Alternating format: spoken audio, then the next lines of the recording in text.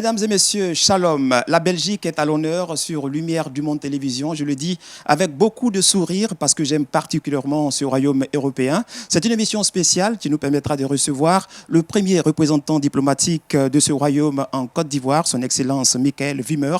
Avec lui, nous allons parcourir le royaume de la Belgique. Nous allons davantage découvrir ce royaume et croyez-moi, nous allons l'aimer davantage. Shalom, Excellence. Bonjour. Nous sommes très heureux de vous recevoir. Moi également d'être ici. Merci de l'invitation. Voilà. Je peux vous faire une confidence ? Dites-moi. Nous sommes très heureux de vous recevoir. Le plaisir est partagé. Voilà. Alors, comme vous le constatez, c'est un plateau fourni des différents présentateurs de Lumière du Monde Télévision. Vous avez de très beaux visages, spécialement habillés pour ce grand rendez-vous de télévision avec la Belgique. Alors, chacun de nous va essayer de se présenter, mais je commencerai bien entendu, politesse oblige, par la jeune féminine. Et c'est bien Félicia qui va ouvrir le bal. Comme tu l'as dit, Paul Félicia Couillot, je suis animatrice ici à LMTV et c'est un immense plaisir pour nous, monsieur l'ambassadeur, de vous recevoir. Enchanté. Voilà, alors juste après Paul Félicia va intervenir Claudia Christie qui va donc saluer notre invité du jour et se représenter j'allais dire. Bonjour Excellence. Voilà, le sourire sur mon visage en dit long. Je suis ravie de vous revoir justement sur le plateau de LMTV. Alors moi, je suis Claudia Christie, présentatrice ici même sur cette chaîne de télévision. Caribou.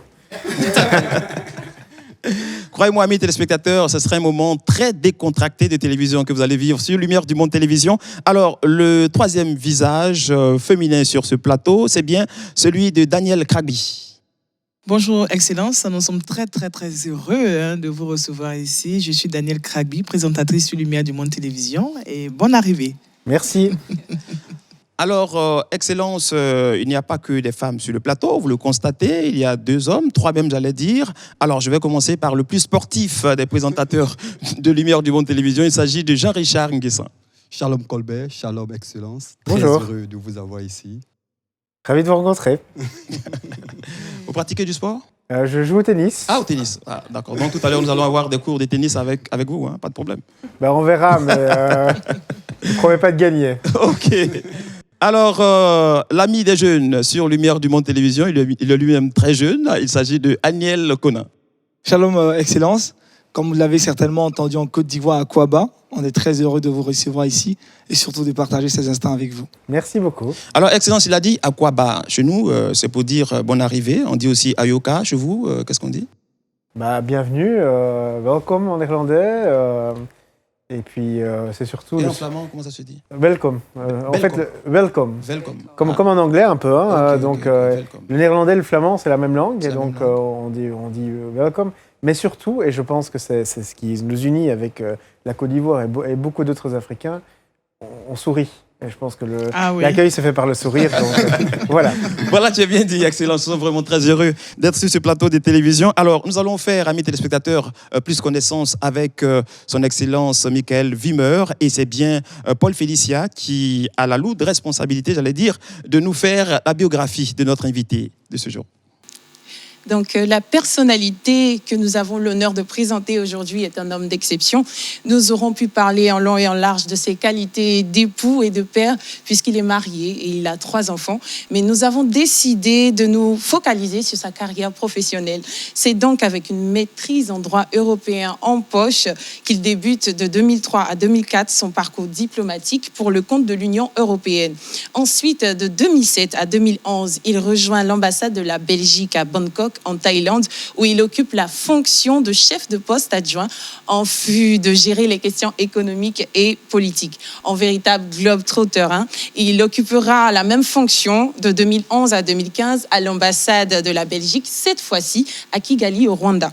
Nommé par Sa Majesté le Roi des Belges depuis le 16 août 2019 comme ambassadeur extraordinaire et plénipotentiaire du Royaume de la Belgique en Côte d'Ivoire, c'est avec honneur que nous recevons cette personnalité avec un tel parcours de winner, son Excellence, l'ambassadeur du Royaume de Belgique en Côte d'Ivoire, Michael Wimmer. Eh bien voilà, tu as bien dit, on acclame bien sûr. Tu as très bien dit. Alors, Excellence, vous aurez éventuellement quelque chose à ajouter à cette présentation ? D'abord, je dois dire que LMTV est particulièrement bien informé. J'ai l'impression d'avoir été suivi au long de tout mon parcours. Non, c'est évidemment très complet. J'ai passé 4 ans aussi au cabinet du ministre belge des Affaires étrangères comme conseiller pour l'Afrique. Et donc, dans cette capacité-là, j'ai voyagé dans beaucoup de pays d'Afrique, en RDC, j'ai accompagné le ministre en Tanzanie, au Kenya et en Côte d'Ivoire aussi. Et je suis finalement revenu en Côte d'Ivoire à mon plus grand plaisir. Est-ce qu'on pourrait dire l'ambassadeur africain ? J'espère. Alors, quand elle lisait tout à l'heure votre biographie, j'ai été frappé par le volet, académique. J'ai lu que vous poursuivez toujours des études en droit européen des relations extérieures, c'est cela. Alors, oui, comment ça se ménage, ça, avec vos fonctions, très occupées du diplomate que vous êtes ? C'est pas évident, mais donc effectivement, j'ai créé un doctorat sur le droit des relations extérieures. Et en fait, l'idée, c'est vraiment de se dire que tout domaine de la vie est soumis aux droits fondamentaux aussi, y compris les relations extérieures, ce que je pratique tous les jours, c'est-à-dire les relations extérieures de la Belgique ou les relations extérieures de l'Union européenne sont soumises aux droits. Et c'est cela le thème de mon doctorat, j'espère le finir un jour. Ah, vous êtes doctorant alors ? Je suis doctorant. Ok. Alors, c'est quoi, dites-nous, le droit européen des relations extérieures, c'est quoi en fait ? Le droit européen des relations extérieures, c'est la partie du droit qui réglemente l'action diplomatique de l'Union européenne. C'est de savoir, par exemple, quand l'Union européenne prend une mesure, est-ce que c'est conforme au droit ou non ? C'est cela que j'étudie dans mon doctorat, pendant mes heures libres, le peu d'heures libres que j'ai. Alors, une option choisie à dessein ? Oui, absolument. Donc, j'ai étudié le droit et je voulais garder ce lien avec le droit. Je pense que c'est très utile aussi de savoir dans quel contexte on travaille. Finalement, nous défendons des intérêts, mais nous défendons aussi nos valeurs. Et une des valeurs importantes, c'est l'état de droit. Et donc, que nous partageons avec de très nombreux pays. Et donc, souvent, c'est la référence. C'est de se dire, c'est pas à nous d'aller venir donner les leçons. Et souvent, les pays eux-mêmes ont dans leur propre système des références de droit. Et c'est ça qui forme le cadre, finalement, des discussions. Alors, en plus, nous avons un cadre commun, souvent. Par exemple, avec les pays africains, le cadre des accords RCP forme un cadre commun, et c'est cela, souvent, la base de nos relations. Alors, Excellence, c'est incontestablement l'actualité. On parle du Brexit. Depuis le vendredi 31 janvier, l'Angleterre, oui, le Royaume-Uni, j'y suis, a donc fait ses adieux à l'Union européenne. Aujourd'hui, est-ce qu'on peut parler d'une sortie salutaire pour l'Union européenne ? Non, avant tout, je pense qu'il faut souligner que nous, pays européens, n'avons pas souhaité ce Brexit, que c'est dommage. C'est dommage pour l'Union européenne, c'est dommage pour la Grande-Bretagne. Mais d'un autre côté, nous respectons ces décisions. Il s'agit d'une décision démocratique, il y a eu un référendum, et en tant que partenaire et ami du Royaume-Uni, notre souhait, c'est de pouvoir maintenir des relations avec un pays qui restera proche de l'Union européenne, ne fût-ce que par sa proximité physique, mais aussi par les intérêts croisés, les valeurs croisées que nous avons. Et donc notre souhait, c'est vraiment de négocier un accord qui permettra d'avoir une relation la plus proche possible, qui ne sera jamais aussi proche qu'avant, puisque le Royaume-Uni a décidé de quitter l'Union européenne, mais on l'espère qu'il sera une relation cordiale et très proche. Les négociations se poursuivent pour avoir donc cet accord, mais comment envisagez-vous éventuellement l'après-Brexit ? Je pense que l'après-Brexit doit absolument être une relation gagnant-gagnant pour tout le monde. Et donc, c'est ce que nous allons nous employer à faire, c'est négocier, nos dirigeants, sous la conduite des institutions européennes, de Michel Barnier. Je pense qu'une des choses positives du Brexit, s'il en est, c'est justement qu'on est parvenu en tant qu'acteur européen à rester unis, et de telle sorte à parvenir à un retrait du Royaume-Uni dans le calme, ordonné. Et c'est en soi une chose louable. Et nous espérons, de manière unie, pouvoir négocier cet accord. Et un accord, je le redis, qui bénéficie à tout le monde.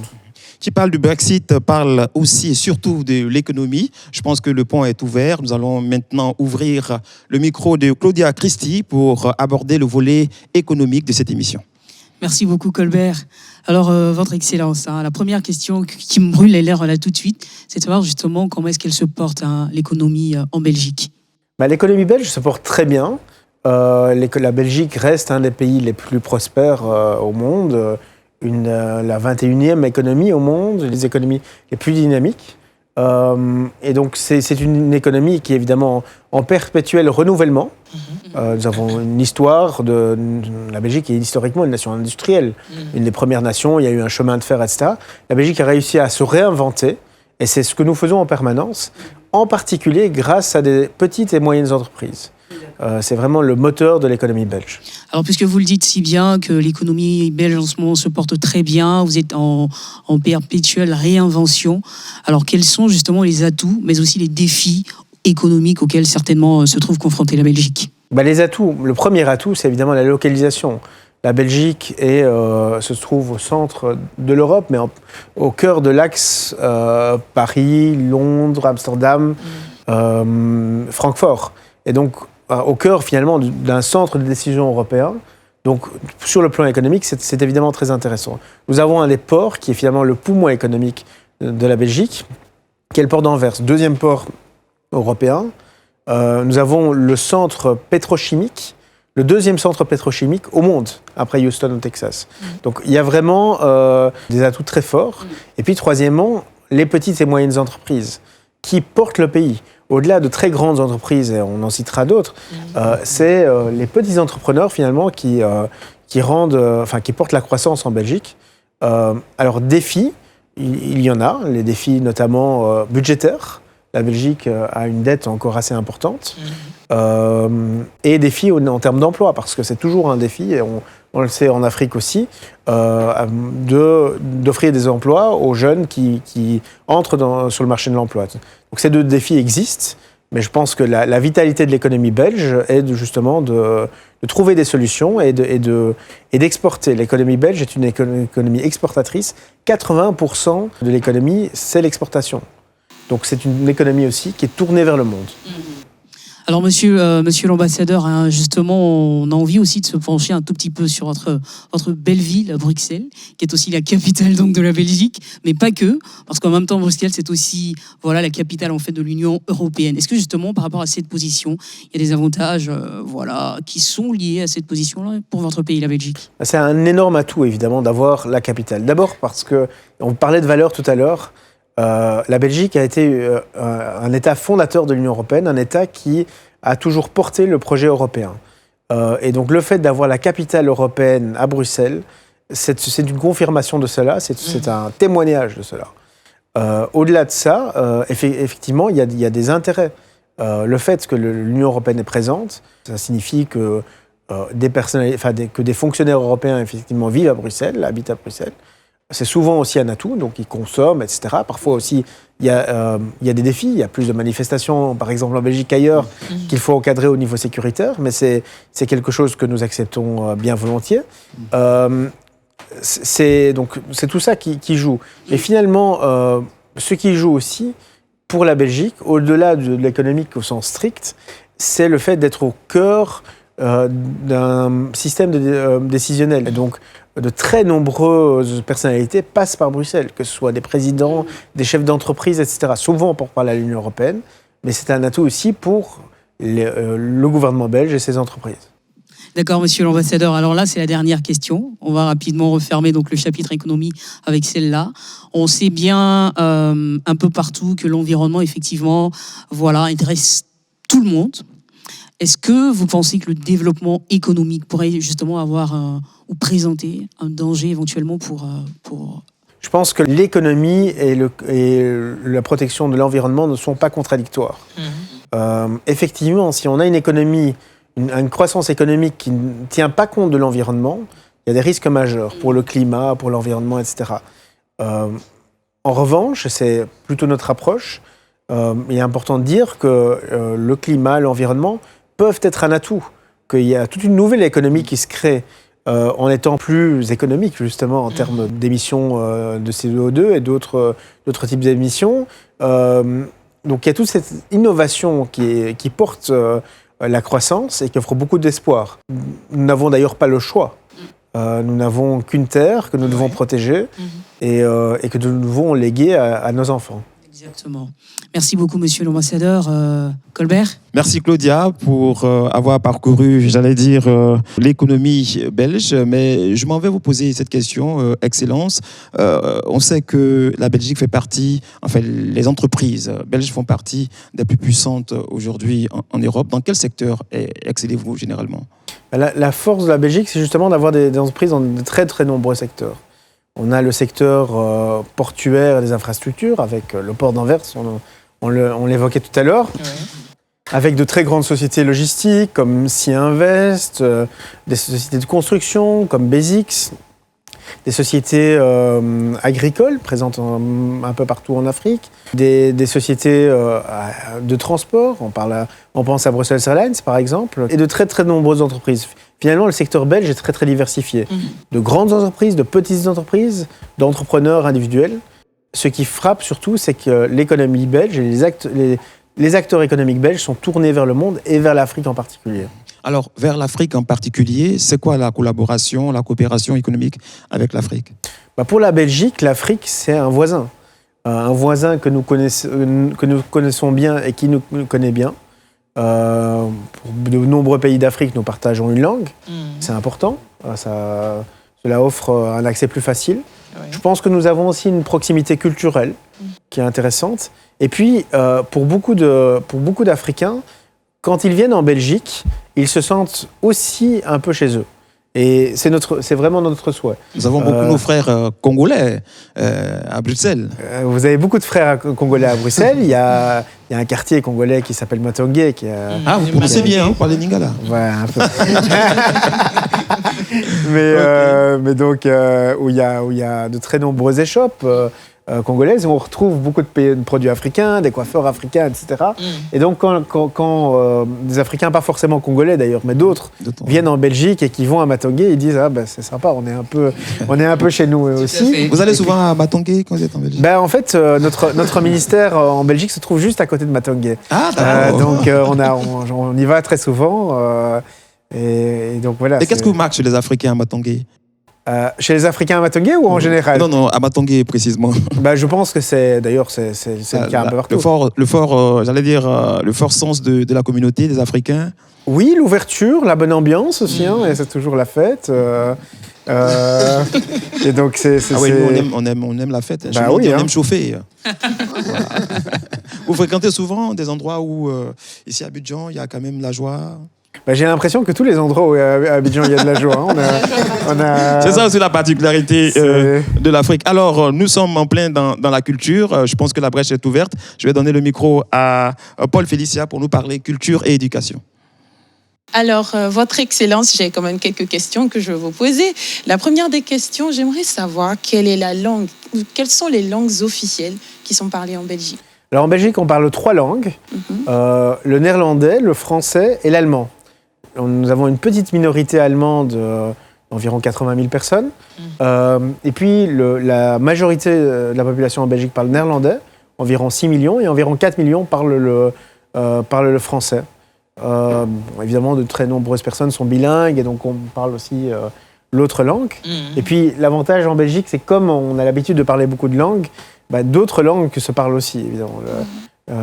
L'ouverture de la Belgique sur le plan linguistique et culturel est bien connue. Très intéressant. La deuxième des questions que j'aimerais vous poser, comment est-ce qu'on peut reconnaître l'identité culturelle belge ? L'identité culturelle belge, je dirais qu'il y a 2 caractéristiques principales. La première, c'est la diversité. Okay. C'est la devise de l'Union européenne, mais bon, on l'a un peu reprise pour nous. L'unité dans la diversité, c'est un peu la Belgique.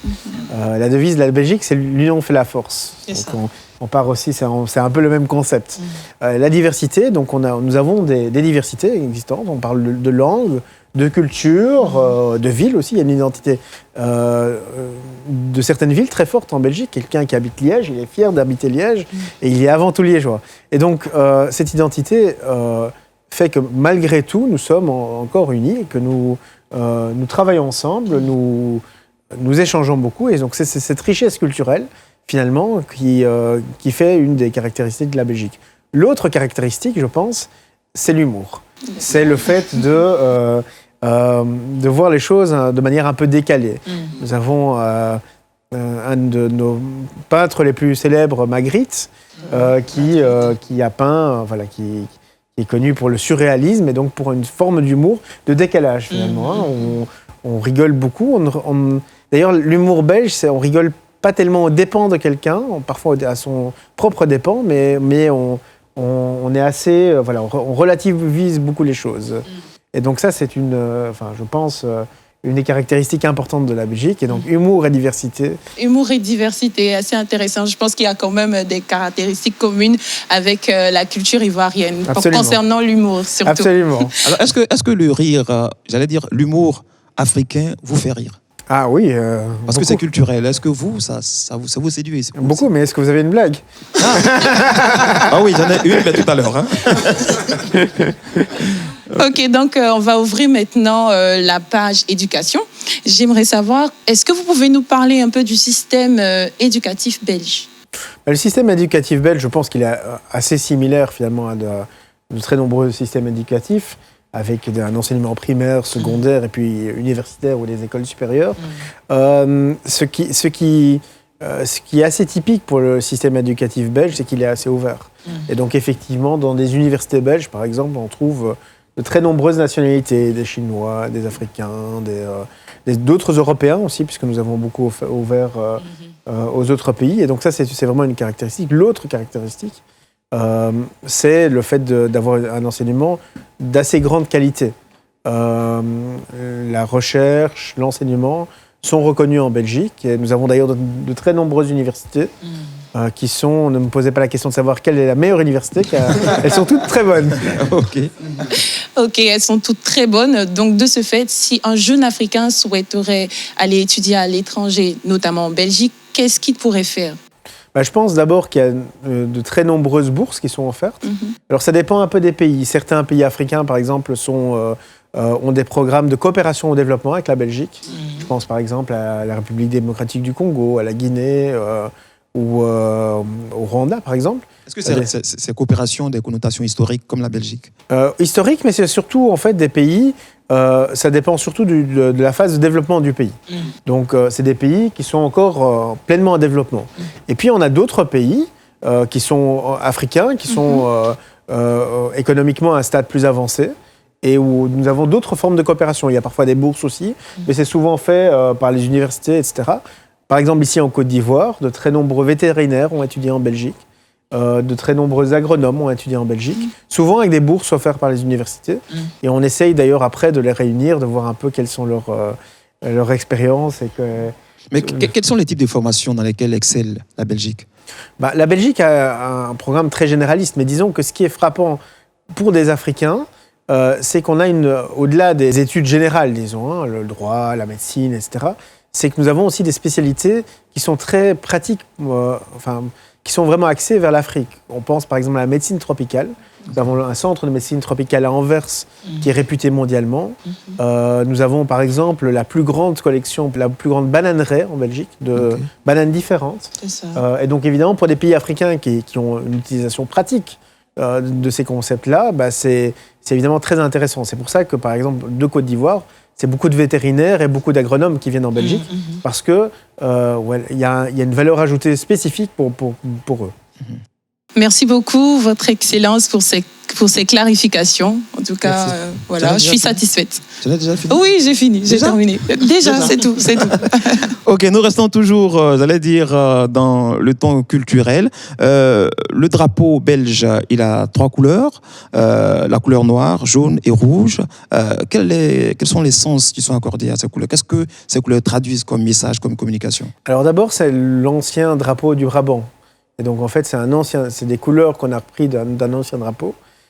Et donc chaque couleur symbolise quelque chose, mais pour être très honnête, la plupart des Belges ne le savent pas. Donc l'occasion d'en donner. Quand on demande aux Belges ce qui caractérise la Belgique, c'est l'union fait la force. C'est ça qui est. Mais donc le noir, c'est la force. Le rouge, c'est le courage. Et le jaune, c'est la sagesse. La sagesse. Alors, mais est-ce que toutes ces significations ont une origine, ont une explication, quelque chose d'historique qui accompagnerait ces explications? À dire vrai, je pense que l'interprétation du drapeau belge est venue après qu'on ait choisi le drapeau. Et donc, je pense que ce n'est pas vraiment la couleur qui symbolise le drapeau. Ce qui est intéressant, par contre, c'est que les couleurs se retrouvent aussi dans les drapeaux régionaux. Et donc, dans les principales régions, on a repris certaines couleurs du drapeau, ce qui montre finalement que voilà, y a une diversité, mais que les mêmes couleurs se retrouvent en fait un peu partout. D'accord. Excellence, vous êtes un grand amateur de tennis, vous l'avez dit, c'est cela. Et donc, nous allons parler sport avec Jean-Richard Nguessan, qui va donc entrer dans l'arène du sport en Belgique pour savoir justement comment le sport se porte en Belgique. Jean-Richard Nguessan. Merci Colbert. À l'image de plusieurs peuples dans le monde, le peuple belge est féru de sport. Mais on serait tenté de vous demander quelle est la discipline sportive la plus appréciée par les Belges. Disons que la réponse est assez simple et je pense qu'elle est partagée par la plupart des pays dans le monde. Dans la mesure où la Belgique est classée première au classement de la FIFA, effectivement, nous sommes le sport le plus populaire en Belgique et le football. Mais je voudrais rajouter que nous avons plusieurs autres sports assez populaires. On a mentionné le tennis, où nous avons quand même eu numéro 1 mondial, Kim Clijsters, etc. Avec David Goffin. David Goffin maintenant, et toute une série d'une jeune génération, Yannick Wickmayer, etc. Donc voilà, de très nombreux tennismen et tenniswomen en Belgique. Donc c'est vrai qu'on a une tradition là-dedans. Et puis il y a un sport extrêmement populaire en Belgique qui est le cyclisme. La Belgique est probablement le pays du cyclisme. Nous avons le Tour des Flandres qui est bien connu avec le mur de Grammont, et donc qui est vraiment qui est réputé pour sa difficulté, visiblement. Et donc nous avons une tradition cycliste aussi, avec la France, avec la France aussi. Donc le Tour de France cette année a commencé à Bruxelles, et donc. Mais aussi historique avec Eddy Merckx, qui était le grand cycliste, un des plus grands cyclistes de toute l'histoire. Donc voilà, c'est effectivement. Puis peut-être un dernier sport qui est venu plus récemment, mais où les performances belges sont quand même à souligner, c'est le hockey sur gazon. C'est peut-être pas un sport qui est encore très populaire ici, ça a mis du temps à être populaire en Belgique aussi, mais l'équipe belge masculine a gagné les Jeux Olympiques, gagné la Coupe d'Europe, gagné la Coupe mondiale.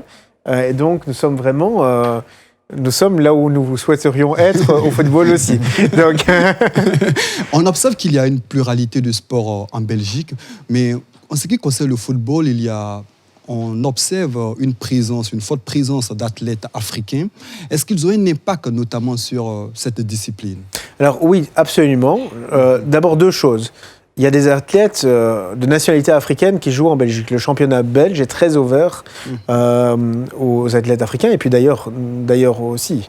L'équipe nationale, on a Lukaku. Oui, et donc ça c'est les joueurs d'origine africaine. Et nous avons beaucoup de joueurs de nationalité africaine.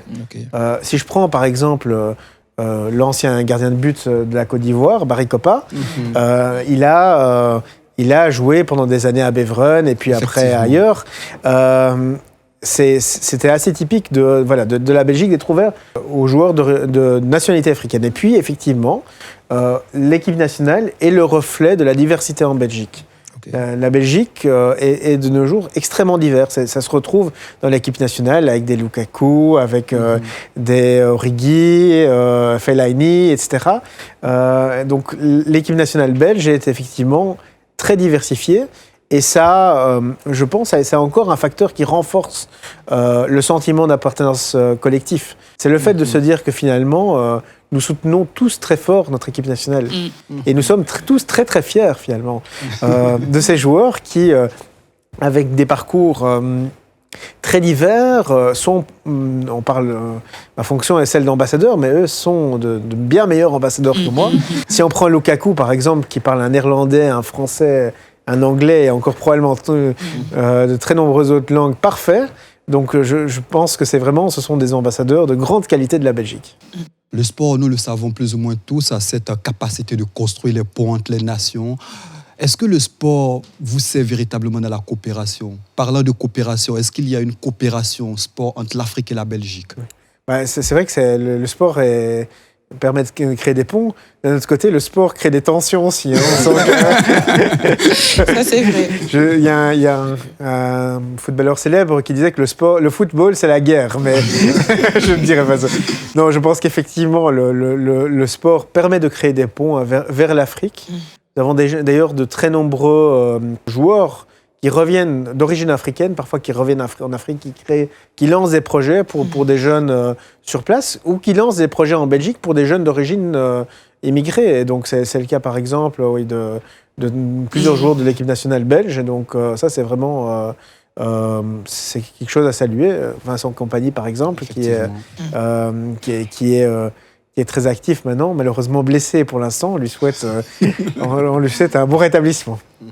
Merci, Excellence. Voilà, donc merci Jean-Richard Nguessan. C'était donc la rubrique sport pour mieux connaître la Belgique dans ce domaine, entre le sport et la musique, et aussi le tourisme. Je crois que la frontière est très mince. Et le plus, j'allais dire, l'ami des jeunes sur Lumière du Monde Télévision. Merci, et là, il va donc s'offrir à vous et échanger avec vous, bien entendu. Merci Colbert. Votre Excellence, ça fait déjà plaisir de vous écouter et présenter la Belgique. Cela suscite en nous l'intérêt de découvrir ce très beau royaume. Alors j'ai quelques questions concernant la musique. La première du genre est la suivante. Est-ce qu'aujourd'hui, quand on parcourt le royaume de Belgique, il y a un style musical qui est assez répandu et qui est consommé généralement par les Belges? Je pense que ce qui caractérise les Belges, c'est qu'ils écoutent de tout. Ils mélangent un peu tout, un peu comme une sauce cocktail où on mélange la mayonnaise et du ketchup. C'est un peu la même chose avec la musique en Belgique, on entend de tout. Et c'est selon les âges en fait, mais la Belgique est aussi assez ouverte à diverses influences. On entend beaucoup de musique anglophone en Flandre, beaucoup de musique française en Belgique francophone. Beaucoup de musique africaine aussi. Ça nous fait plaisir d'entendre cela. C'est clair que la musique est très variée en Belgique. Je suppose que c'est pareil pour le tourisme. Alors, la première question qui me passe par la tête concernant le tourisme, quels sont les sites touristiques les plus vus en Belgique? Je pense qu'il y a les sites à voir, avant de parler des sites les plus vus, les sites à voir, c'est d'abord les villes historiques pour moi. C'est très personnel, mais je pense que voir une ville comme Bruges, qu'on appelle la Venise du Nord, avec ses petits canaux, etc., c'est vraiment unique. C'est une expérience magique, avec des calèches, avec des... on a l'impression d'être dans un conte de fées. Et plusieurs villes sont aussi extrêmement intéressantes pour le côté urbain, pour le côté historique urbain. La Grande Place de Bruxelles, par exemple, la citadelle de Namur, je parlerai d'Anvers puisque je suis né à Anvers, mais Gand pour faire plaisir à mon épouse. Mais donc on a de très très nombreuses villes qui valent vraiment la peine. Et puis on a évidemment d'autres centres d'intérêt. Le site le plus vu, je pense que le site le plus vu en Belgique, c'est les grottes de Han. Donc c'est plutôt la nature. Et puis il y a de très très nombreuses attractions en Belgique. Ce qui est particulièrement intéressant en Belgique, c'est qu'on peut venir en Belgique et puis voir autre chose après. On peut venir en Belgique et puis aller à Paris, et puis aller à Amsterdam, c'est le même train, aller à Londres aussi. Donc il y a vraiment... les connexions sont extrêmement bonnes. Oui. Et donc ça permet finalement de faire des tours intéressants et agréables. Ce qu'il y a à faire aussi en Belgique, on en parlera plus tard aussi, c'est la gastronomie belge, et c'est les bières belges aussi, mais oui, nous aurons l'occasion d'en parler tout à l'heure, parce que la spécialiste de la gastronomie, elle est tout juste à côté de vous. Je crois qu'avec les dires de l'ambassadeur concernant la Belgique, tout de suite nos téléspectateurs prendront déjà le billet d'avion pour aller en Belgique, c'est sûr. Alors, ce tourisme, quelle place il occupe dans votre économie? Le tourisme n'est pas un facteur majeur dans l'économie, mais évidemment, il est important pour l'image du pays. Parce qu'un pays qui est visité, qui est connu, etc., c'est important. Et puis quand même pour le secteur touristique. D'où viennent-ils généralement? De l'Afrique, de l'Europe, de l'Asie? Par définition, d'abord des pays voisins. Okay. Puisque les frontaliers viennent très souvent en Belgique. On a énormément de Français qui viennent en Belgique, qui habitent aussi en Belgique. Énormément de Néerlandais, donc avant tout des pays voisins. Et puis un peu d'un peu partout. On voit de plus en plus d'Asiatiques en Belgique, de Chinois, de Japonais, etc. D'Américains aussi qui viennent en Belgique, et puis d'Africains. Alors il y a deux types de touristes africains. Il y a beaucoup de visites familiales aussi, des gens qui viennent voir un membre de la famille, qui puis en général en profitent pour rester, pour visiter. Et puis il y a les touristes africains qui viennent spécialement pour voir la Belgique. Dans les deux cas, ils sont les bienvenus. Alors, est-ce que vous pensez, parlant toujours de culture et de musique, est-ce qu'il y a un festival en vue ou bien qui existe déjà entre la musique belge et la musique africaine pour justement célébrer la collaboration, la coopération entre ces deux pays? Oui, alors il y en a, la difficulté c'est qu'il y en a beaucoup. Ah, mais okay. Je dirais que le plus connu c'est Couleur Café, qui est vraiment un festival de très très grande qualité. Mais nous avons de très nombreux autres festivals. On peut penser au Sphinx Festival, par exemple, ou à de très nombreux autres festivals où la musique africaine est à l'honneur. Donc. Alors, vous avez fait également le Burundi, c'est cela? Le Rwanda. Le Rwanda. Entre le Rwanda et la Côte d'Ivoire, vous avez des similitudes culturelles? Je pense qu'il y a le fait de faire partie d'un même continent, il y a un sentiment d'appartenance au même continent qui existe, et en même temps, il y a des différences culturelles et linguistiques aussi. Ce qui est très différent au Rwanda par rapport à la Côte d'Ivoire, c'est qu'ici, la langue véhiculaire, c'est le français. Puisqu'il y a différentes langues locales, oui. Tout le monde se parle en français. Au Rwanda, les gens parlent français ou anglais, mais la langue véhiculaire, c'est le Kinyarwanda. Et donc c'est quand même c'est très différent d'accès pour moi en particulier, puisque je comprends le français, j'ai plus de mal avec le Kinyarwanda, et donc c'est culturellement assez différent. Et puis bon, il y a l'histoire aussi qui joue, histoire parfois un peu, en ce qui concerne le Rwanda, histoire tragique aussi. Alors pour revenir juste un peu sur les langues, est-ce que le flamand est enseigné à l'école? Oui, donc c'est enseigné à l'école. Donc, dans les écoles néerlandophones, évidemment, c'est la première langue. Dans les écoles francophones, c'est la deuxième, troisième ou une autre langue. Mais donc, oui, les langues du pays sont enseignées, parfois avec des choix différents. Mais quel est l'avantage d'apprendre ces langues? Est-ce qu'elles sont internationales? Est-ce qu'elles sont exportées? Est-ce qu'elles vous aident à l'extérieur de vos frontières? Je pense que toute langue qu'on apprend est un atout, que ce soit une langue qui est parlée par 100 habitants ou par 1 million d'habitants. Je pense que c'est Nelson Mandela qui disait, quand on parle à quelqu'un dans sa langue, on lui parle au cœur. Et donc c'est quelque chose qui est vraiment très fort. Elle est parlée aux Pays-Bas, donc c'est quand même déjà 15 millions d'habitants, donc c'est significatif.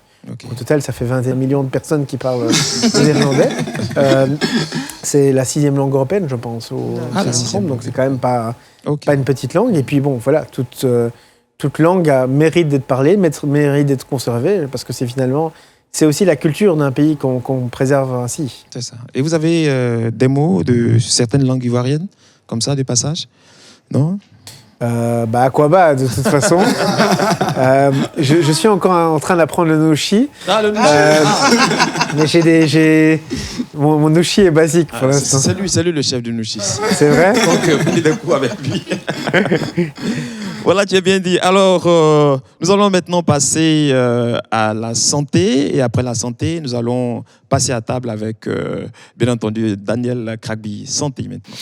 Merci Colbert, merci Excellence. C'est vraiment une joie pour nous de vous entendre nous parler de votre pays. Alors, la Belgique coopère-t-elle avec les pays africains en matière de santé? Si oui, comment se fait la collaboration? La Belgique a choisi un nombre de pays de concentration de sa coopération. Comme on le disait, en fonction du statut économique des pays, la Belgique vise surtout les pays fragiles, en fait. C'est-à-dire des pays qui doivent se relever. Et nous misons vraiment sur ces pays parce que nous pensons que c'est en prenant des risques, en aidant ces pays à se relever, qu'on aidera aussi le continent et le monde. 14 de ces 15 pays se trouvent en Afrique. Oui. Et dans de très nombreux pays, la santé est un élément important de cette coopération. Santé pour renforcer les systèmes de santé, les capacités de santé, pour renforcer aussi l'accès des droits. L'accès à la santé est un droit, et puis il y a une série de droits qui doivent être respectés. Et donc c'est vraiment cela que nous essayons de faire par notre coopération au développement, en partenariat avec les systèmes nationaux. D'accord. Vous dites que la santé est un droit. Alors, est-ce qu'un Africain peut aller se faire soigner en Belgique? Qu'est-ce qui pourrait justement inciter un Africain à aller se faire soigner en Belgique, comme ça se fait au Maroc, aux États-Unis, en France, etc.?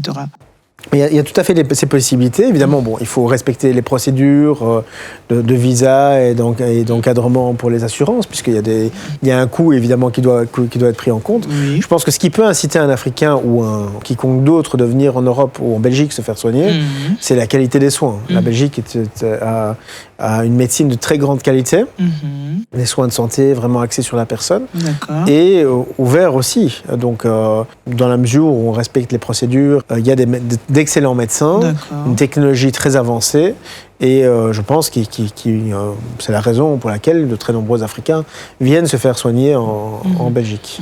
L'actualité sanitaire dans le monde à présent, c'est le coronavirus.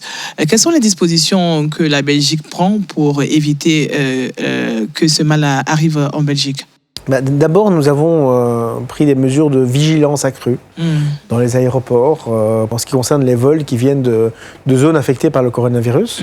L'autre élément, c'est que nous avions des concitoyens qui étaient dans les zones touchées en Chine et que nous avons rapatriés en respectant des mesures de prudence. C'est-à-dire que avec un isolement, avec une période d'incubation de 14 jours, et ce qui permet en fait vraiment de faire un monitoring complet, d'être accompagné par des médecins. Nous avons plusieurs centres de référence en Belgique qui suivent cela de près et qui sont prêts, qui sont à pied d'œuvre si le virus devait se propager plus largement. D'accord.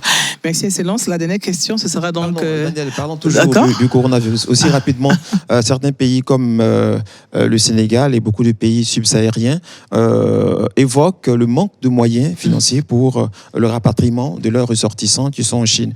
Sur ce point, est-ce que la Belgique aurait éventuellement une politique de coopération pour justement aider ces pays à rapatrier leurs ressortissants ? La question ne nous a pas encore été posée. Je pense que c'est une question globale qui doit se poser d'ailleurs, de savoir qui on rapatrie pas. Chaque pays doit se faire un peu l'arbitrage en fonction du risque, parce que le fait de rapatrier des personnes, si on n'a pas... C'est un coût, mais surtout, si on n'a pas la capacité après de suivre ces personnes, c'est un risque pour la société d'accueil. Tout cela, ça doit être évalué. Évidemment, c'est une discussion que les pays ont en dialogue ouvert. Mais à ce stade-ci, à ma connaissance, nous n'avons pas eu la question. Actualité oblige, toujours coronavirus, pour parler donc de cette maladie. Aujourd'hui, quelles sont les dispositions qui ont été prises concrètement en Belgique pour vos ressortissants que vous avez rapatriés ? Donc, elles sont confinées, les personnes sont confinées dans un hôpital avec des tests réguliers pour voir s'il n'y a pas eu d'infection. On a eu un cas d'infection et donc la personne est en bonne santé, mais donc a contracté le virus. Et donc, elle est suivie de très très près par un hôpital de référence. Et donc, c'est cette vigilance qui est importante. Nous avons des épidémiologues. C'est ça. Très compétents. Et donc, ils ont mis en place un dispositif pour justement se préparer à ça. Je trouve intéressant que vous posiez la question de la question de la solidarité.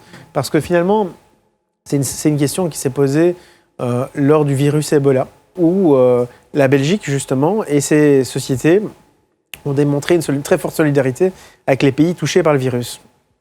Je pense par exemple à la Guinée, Sierra Leone, Libéria, deux pays, Sierra Leone et Libéria, que je couvre en tant qu'ambassadeur.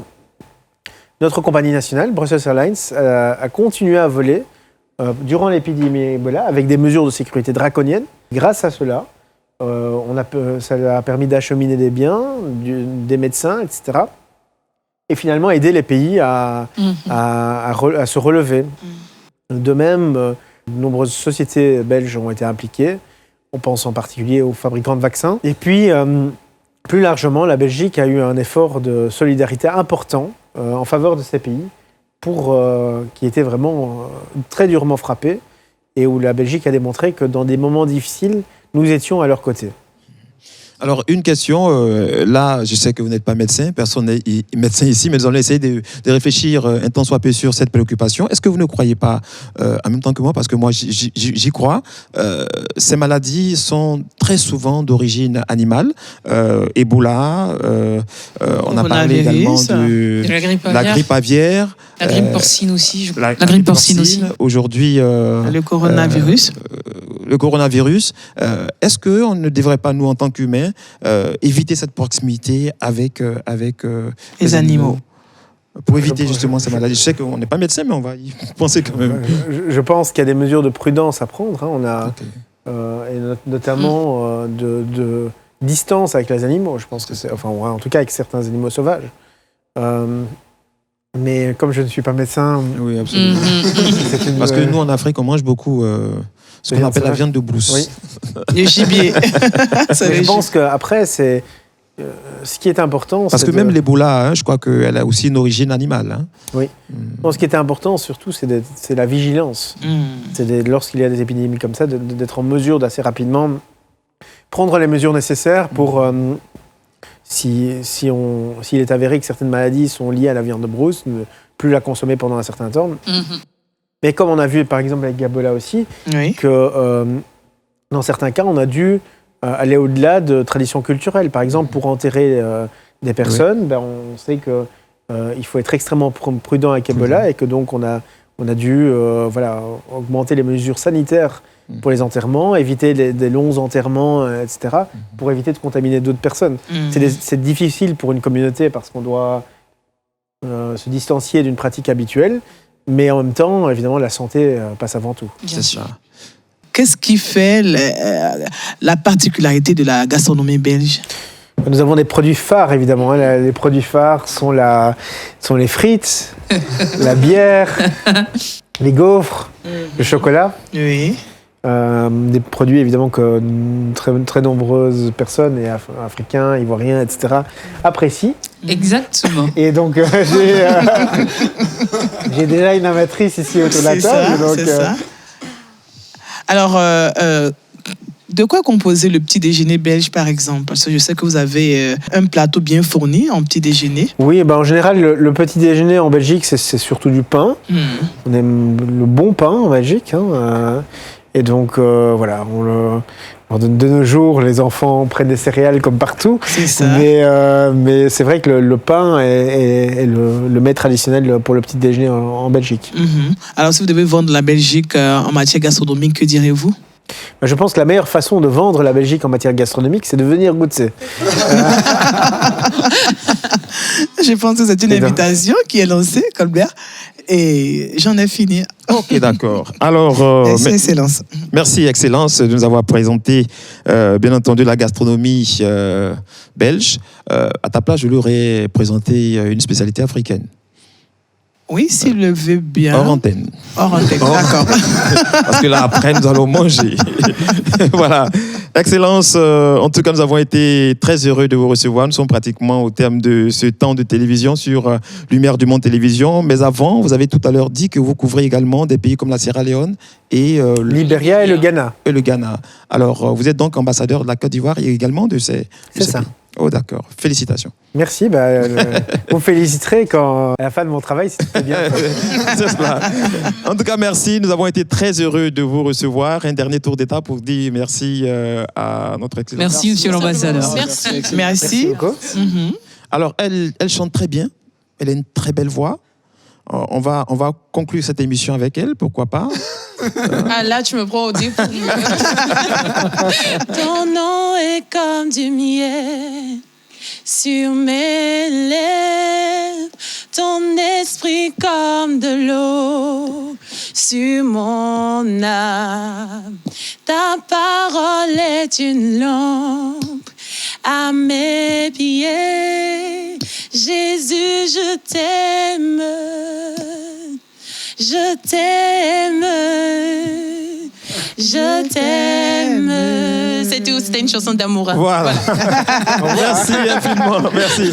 Alors, voilà, Excellence, on va donc de se dire au revoir, dans l'espoir de nous retrouver très bientôt, dans un proche futur. Votre mot de fin?